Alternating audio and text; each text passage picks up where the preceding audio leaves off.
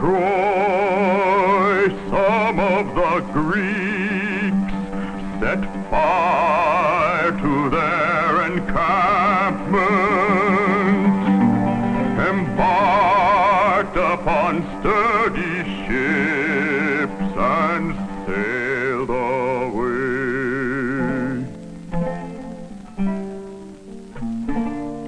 But others, led by bold Odysseus,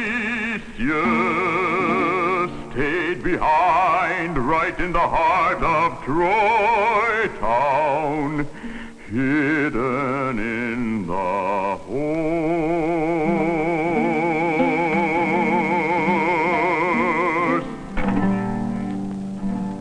The men of Troy themselves had dragged it into the city,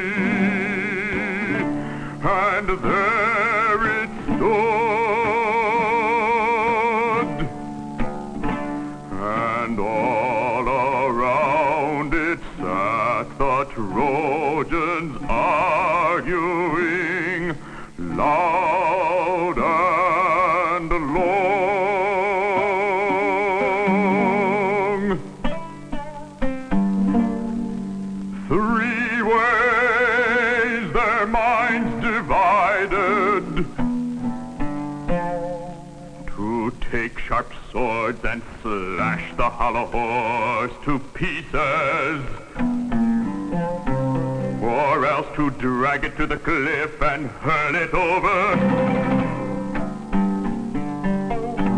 or let it stand untouched as an offering to the gods.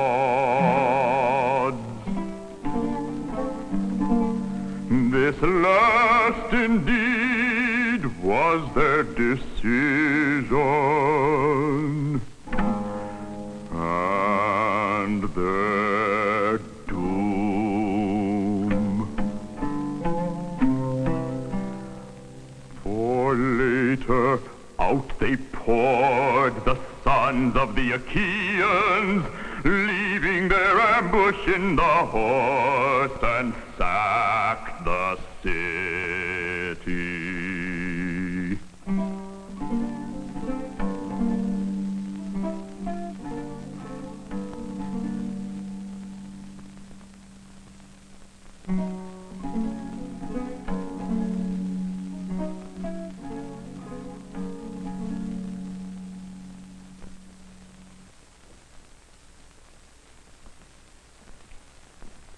That, we believe, is how the Odyssey was sung by Homer.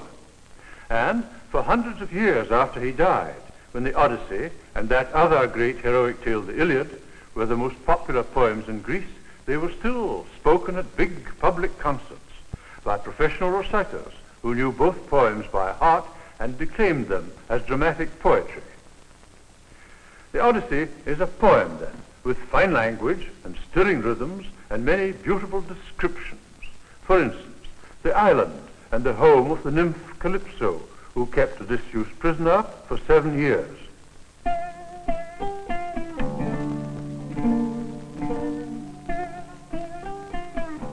Around her cave there grew a grove, luxuriant with alder trees and poplars and sweet-scented cypress. Birds with long, slender wings nested among the branches, and there about the cave mouth ran a pliant vine, flourishing in its pride, laden with clustered grapes.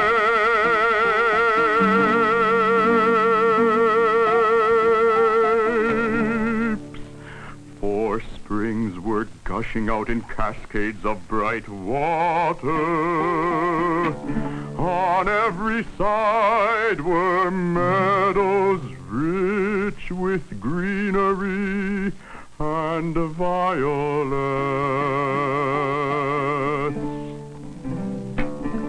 a sight to gladden even a god.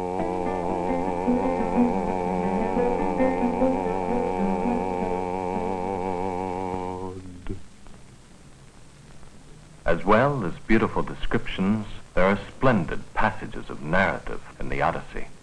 One of the best, Odysseus, telling how he blinded the Cyclops.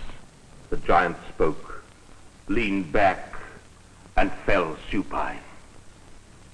Then rolled his huge neck round sideways, overcome by sleep, the conqueror. Out of his mouth came wine and gobbets of human flesh spewed up in drunken vomit. Now, I pushed the pole into the heart of the fire till it grew hot and glowed and sparkled terribly. And then God gave us courage. I, with my comrades, pulled it out of the fire and thrust it into his eye. While they pressed it down, I stood above and turned it hard, like a ship's carpenter drilling into a plank. His eyelid and his brow were seared by the fierce heat. His eyeball burned away. The nerves swelled up and burst. He roared a hideous roar that boomed all round the cave and wrenched the pole, smeared with blood, out of his eye. As well as such splendid narratives, there are many eloquent speeches. Even the hideous Cyclops could make a touching speech, again, as related by Odysseus. The giant sent his sheep to pasture every morning. So now he rolled the stone back from the mouth of the cavern and sat beside the entrance, groping with hands outspread to catch one of my men walking out with the sheep. But I was not so foolish. I devised a scheme. I took the giant's rams, young, strong, and thickly fleeced, counted them off by threes, and tied each three together, and lashed one man beneath the middle ram of the three, while I myself chose out the strongest ram of all, clasping him beneath the fleece, hiding there face upwards. So all my men escaped, tied safe beneath the sheep. Last went my ram, weighed down with his wool and my cunning. The giant stroked his shaggy back and spoke. My ram, my favorite ram, why are you leaving the cave, last of all the flock? You were never a laggard before. No, you were always the first, stepping fast and lively to crop the tender grass and drink at the river springs. Always first at sunset, eagerly returning to shelter here. Now, you are last of all. And why?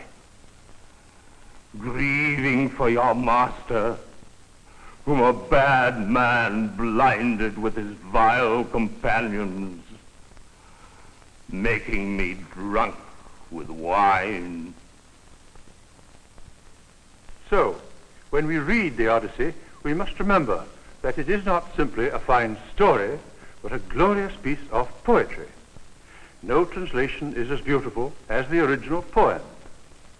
Partly this is because ancient Greek was such a noble language, so much more resonant and various than all modern languages, including English.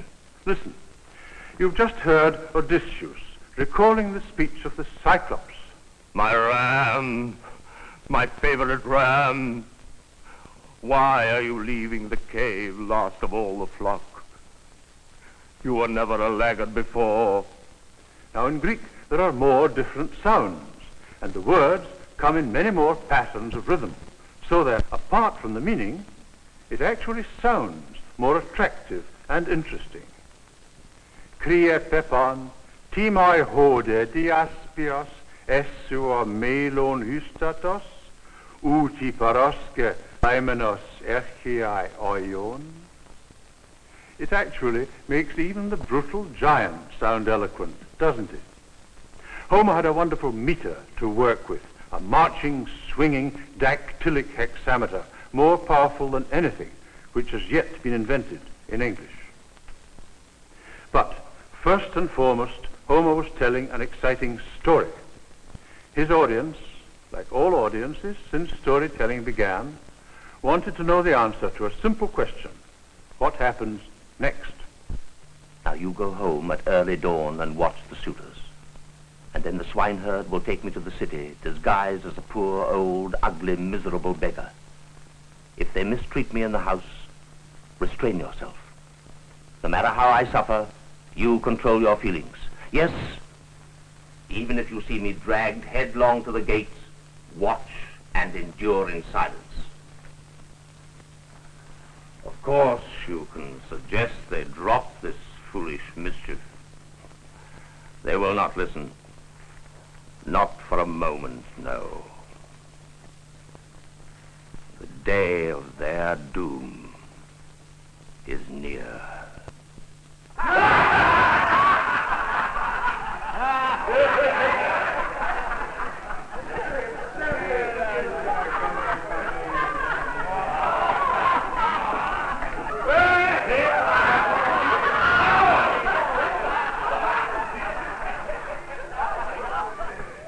And now, Odysseus makes himself into a new and strange kind of hero.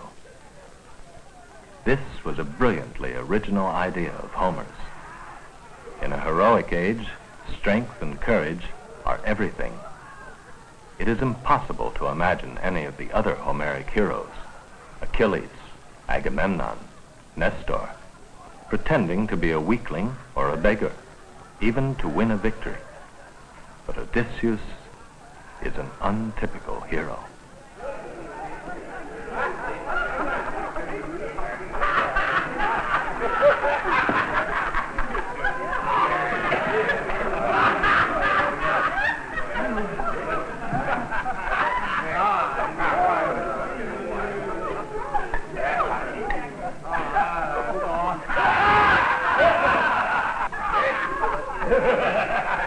Hey, look at that filthy beggar. Where did he come from?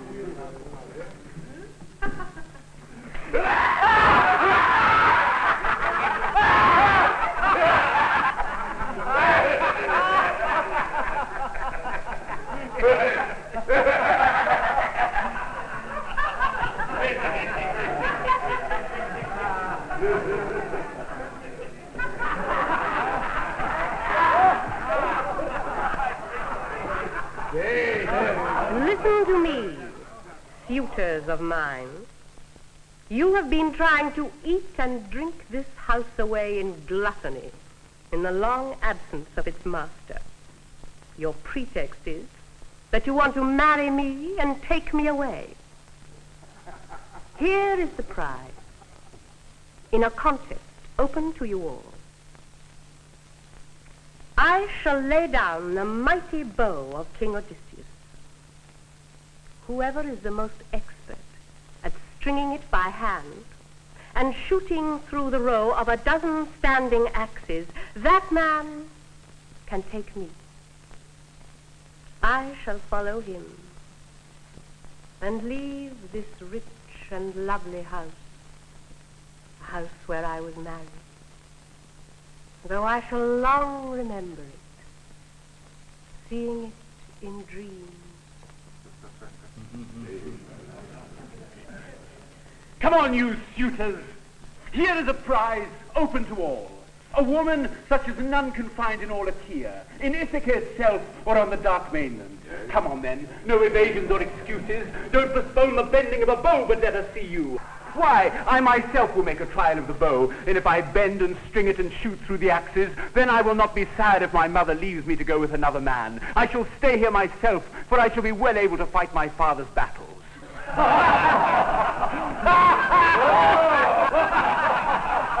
Here, give me that bow.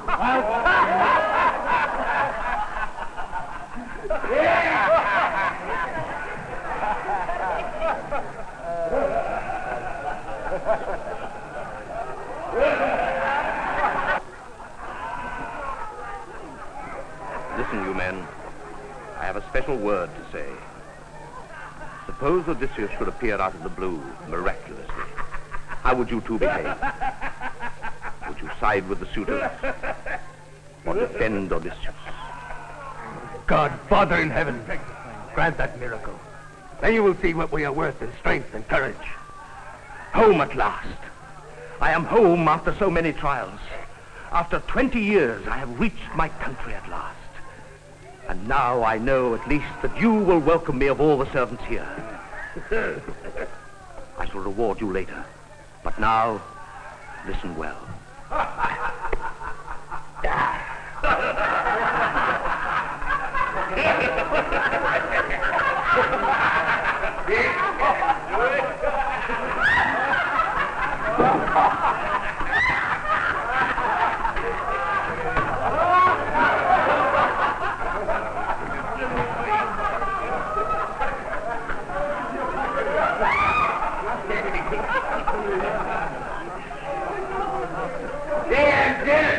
Look at the expert! A tiger with a bow. No doubt he has a dozen just like that at home, or else he plans to make one. Damn destiny, though he were a champion. Vagabond! If he can string it, I wish him luck.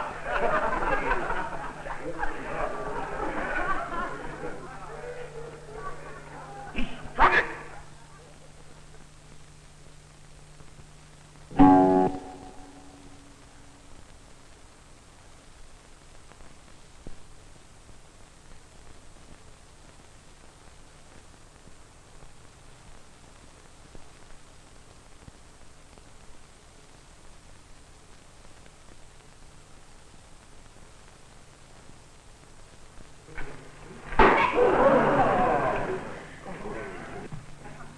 So, that is settled, that decisive competition.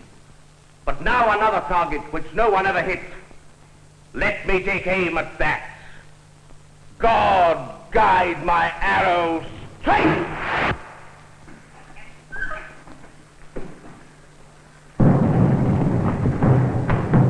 You dogs! You all believed that I would never return home from the land of Troy. And so you raped my house and paid your sneaking court to the wife of a living man, with no respect for the gods who dwell in broad heaven, and no sense of shame before the judgment of men. But now, you are tied tight, and the knot that ties you is death!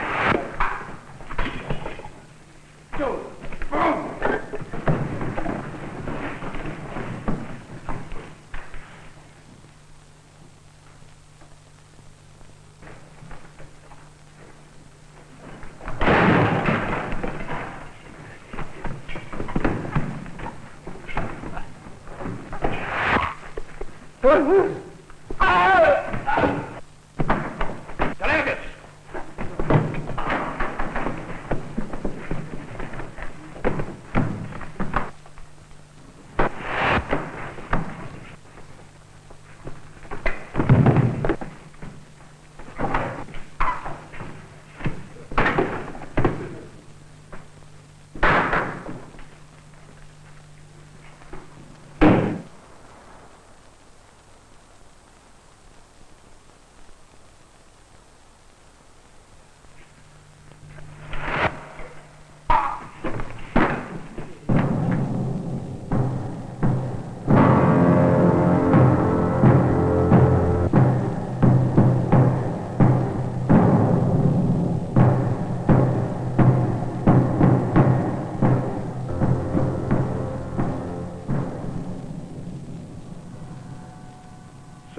in a tremendous scene of retribution, Odysseus returns and recaptures his home.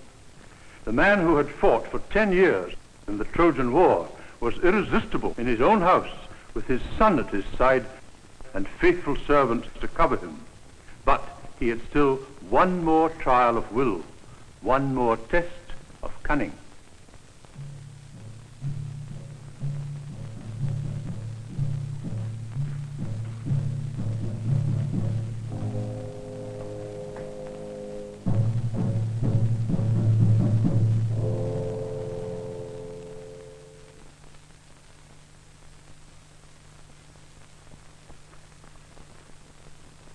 Telemachus, my son, let your mother test me. We have our secret, she and I, known to us alone. Now I look filthy and wear these wretched beggar's rags. How could she honor me or say I was the man? Let us bathe ourselves and put on cleaner clothes. Then we shall see.